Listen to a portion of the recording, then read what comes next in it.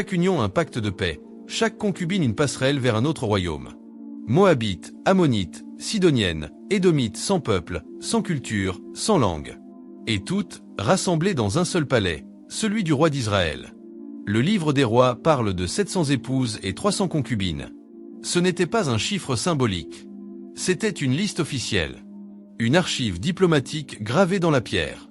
Mais parmi elles, une seule porte un nom, Naama, l'Ammonite, la mère de Roboam, celui qui hérita du trône. Toutes les autres disparurent dans le silence de l'histoire. Et pourtant, la Bible ne cache rien. Elle dit que Salomon s'attacha à ses femmes par amour. Ce n'était pas qu'un jeu politique. C'était un roi au cœur partagé entre 1000 passions. Et ce cœur allait le perdre. Car avec ses femmes vinrent leurs dieux. Et avec leurs dieux, leurs temples, leurs rituels, leurs exigences. Les Moabites adoraient Chemosh. Les Ammonites, Molech. Les Sidoniennes, Astarté. Et Salomon, pour leur plaire, commença à tolérer, puis à participer. L'homme qui bâtit le temple du Dieu d'Israël éleva des autels à des dieux étrangers. Sur la colline à l'est de Jérusalem, il dressa des sanctuaires à Chemosh et à Molech, des lieux d'offrande interdits par la loi. Le plus sage des hommes devenait l'un des plus égarés. Mais pour entretenir 1000 femmes et un empire sans égal, il lui fallait une richesse sans précédent. Et il l'eut.